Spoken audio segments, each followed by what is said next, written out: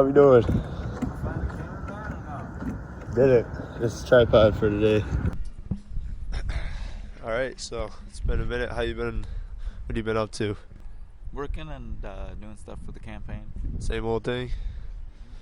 So I wanted to ask you, what were your thoughts on the documentary? How did you feel about it? Well, I felt that I was all right. You did a good job with assessment journalism. There were a few parts in the video where just let it up to more fodder for the naysayers. Now, what did you feel was misrepresented, or like what exactly was it that opened that up, you think? Well, there was a lot of areas where people were falsely accusing me of stuff that I didn't, that I'm not, you know, and it just,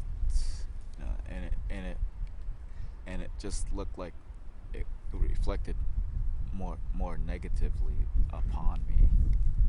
Yeah, so I wanted to ask you about those allegations and get into, like, people have been sending me accusations, some evidence. I've seen you've been active in the comment section saying that it's, falsified evidence, or They have no evidence, of anything.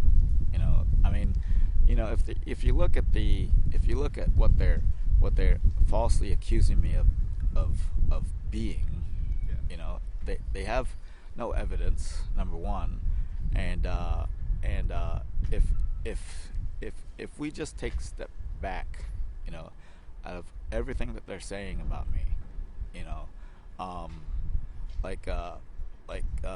they accuse me of the P word, and they accuse me of being a sex offender, or I was reading the comments and somebody accused me of assaulting somebody. yeah, I was in contact with that girl. She claimed that you punched someone in the face.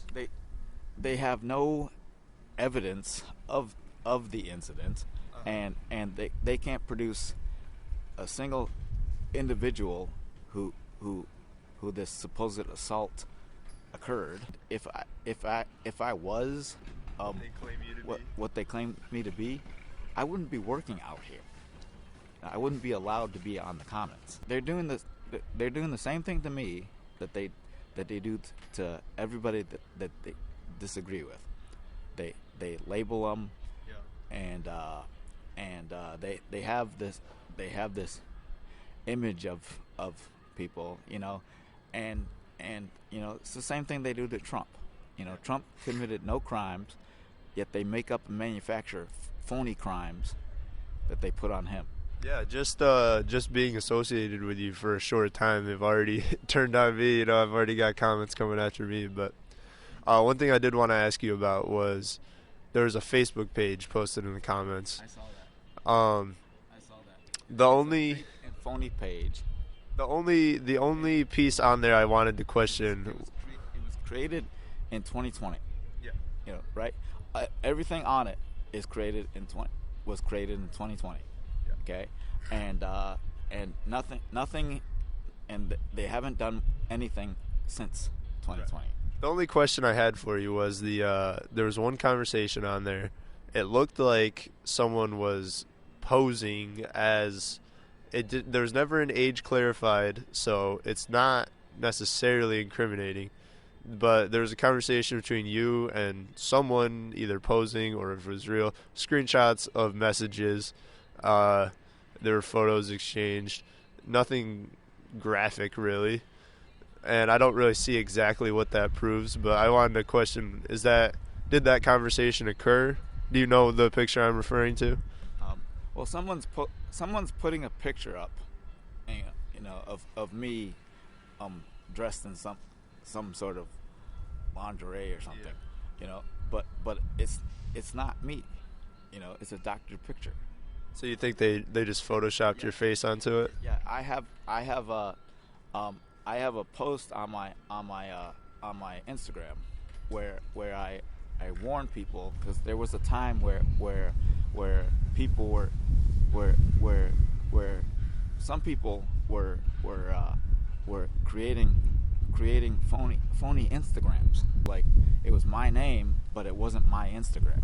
Several other William Mitros on Instagram. Yeah, they weren't William.Mitro. Right. They were like William Mitro, or like they were.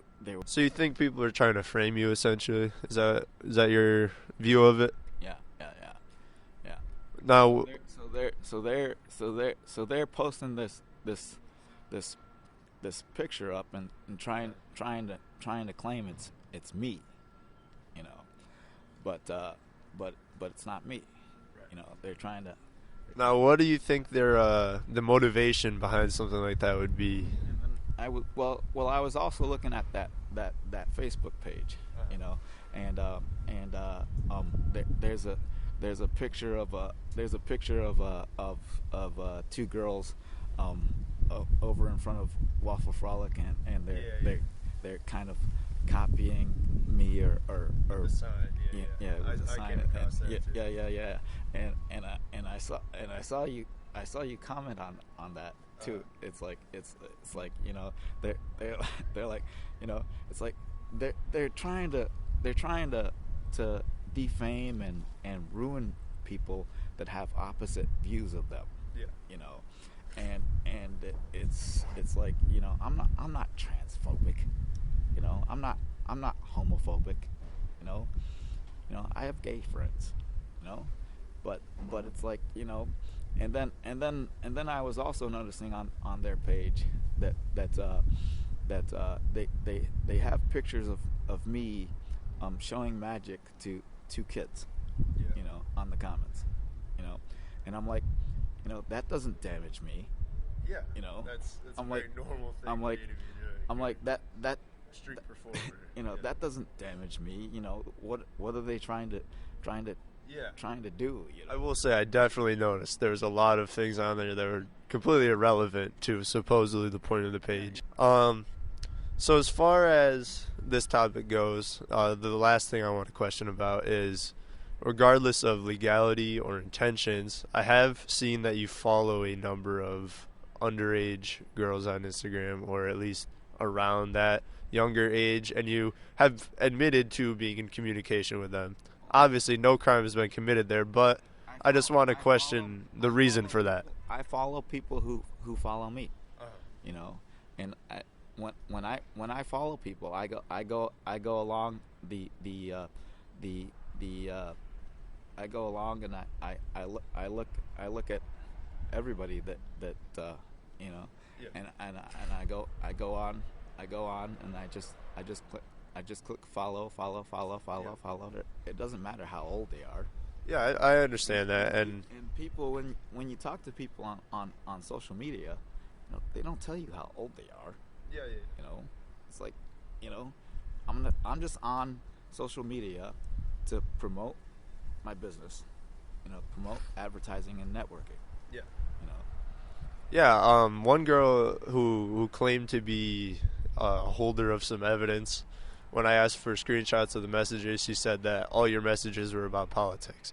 And I was like, well, is it strange maybe that he's communicating with her about politics, given her age? Maybe a little bit, but that's not incriminating in any way. And she wouldn't bother to even send the screenshot. So Part of my business is politics. right. You know, my business is called the Jack of All Trades Foundation, Yeah. and it's a business of my passions, which is music, magic, and politics. So I put all my skills and passions together into one business. You know, so I'm involved in politics. Like I said, I'm running for mayor, but I also have a political TV show that I do. Right. Political Point Magazine. Yep, and you've seen that on my Instagram. Yeah. Yep, and maybe sometime I can have you on the show. Yeah, that would be cool. They're claiming that I'm dangerous, right? But yet I'm the one that's been attacked by these people. This is true. You know, I'm the one that's been not just verbally, but physically attacked by these people. Fuck up! Yo! Fuck off! Fucking asshole! Fuck you! Fuck you, bitch! Fuck you, bitch! Fuck you! Oh! You gonna let him call you a pussy? And they're claiming that I'm dangerous? Please. You know? That is a valid point for sure. So on the topic of your business, I wanted to ask you, just out of curiosity, the music end of your business, is that going to make a return? I know you probably saw the clip in there of you rapping. Do you still rap? You still make music? Well, I haven't done it in a while because I lost all the equipment, you know, but I still have all the CDs and stuff. You ever consider dropping a freestyle on your Instagram, anything like that? Well, I already have. You have? I already have. There's a post on my Instagram where I actually drop a freestyle, and also I show a music video that I did. Okay, I'll have to try to come up with that. I can put it in the video. So as far as your campaign goes, your policies, I wanted to ask you about you mentioned wanting to eliminate the drug zones and implement opportunity zones. Yeah. I wanted to ask you just to kind of specify about what exactly is an opportunity zone, what would that consist of, and how would you implement that? Well, when Trump was president, they had with Ben Carson as the HUD secretary, they implemented opportunity zones, which lifted blacks and minorities out of poverty and off the welfare rolls, and a lot of them became entrepreneurs. Okay, so it's places that enforce and encourage, you know, people to with ideas to run their own businesses. Okay. And you know, What? So are we talking about like a building of some sort, or and how many of them would there be? What resources would be available there? Well, like that stat place, you know, that they recently put a fence over. We would change that into an opportunity zone, a place where these people could go to acquire skills and apply themselves, you know, and actually get themselves out of the frame of mind of drugs and into the frame of mind of working for themselves. How do you think you would staff a place like that? Like who would be selected to run an opportunity zone, and how would that work? There's a person I have in mind to keep that facilitated. You know, you just have to have at least like one or two people, you know, in there, and me. And if I was mayor, I would personally be involved with keeping that going with one other person, and in my business I also spend time teaching people how to become entrepreneurs. With the opportunity zones, I would have that lecture in the opportunity zones. You have any hidden talents? Yes, I'm a gambler. You're a gambler? Can you rap or sing or anything like that? Anyone here know how to rap or sing? He knows how to rap. Do you want to rap, Magic Man? You don't have to. It's up to you, man. Wait. Jeremy, get in here. Get in here. You don't need a beat. You don't need a beat? Oh, acapella that shit. Okay. You don't need a beat. We don't need a beat. I challenge MCs to rap without a curse, and I bet you can't rap without saying the N-word in every verse. Can you rap without being high? Can you make a clean rap with a positive vibe? I doubt you can, homie. Word to your mother, your father, your sister, and your brother. When you can rap clean, then come see me. Then I'll show you what it takes to be a real MC. Now think about this, will you grab the mic and start spitting? Are you rapping from the heart, or can you only flow when you're tripping? Yeah, see, you're nothing but a druggie, just admit it. And you're only as good as your last hit. You can't even talk straight. You need need to learn some better vocab. One of these days you're gonna trip and fall and wind up in a rap rehab. Cause none of y'all keep it real like me when it comes to the hip hop scene. Cause I keep it real and I keep it clean. Now how do you expect to truly win battles when you get your flow from a pipe? That's not really you rapping, that's the drugs on the mic. Now can you really take credit for all them rhymes that you wrote on lines on the paper from the dimes that you smoked? I'm not in this business to promote your drug habit. I don't really want to hear about it on your crappy rap hit. Cause a rapper on drugs is nothing more than a loser, a certified sellout for the rap substance abusers. Your flow is artificial, ain't nothing real about it. The drugs have messed up your head so your mind is clouded. Now I can kick a smooth flow with nothing in my system. Let me give you something to think about while the whole world is listening. You don't need to smoke pot to represent the real hip-hop. So if you're using styles of bakes and drugs, then I give you no props. In 1998, Mark McGuire scored 70 home runs, but he couldn't really do that because he was on steroids, son. Hell yeah, bro. You have a title for that? Keep it real and keep it clean. Keep it real, keep it clean. That was really good, dude. That was actually really good. Pounding on that. Awesome, man. Have a good one. Wasting my time, dude.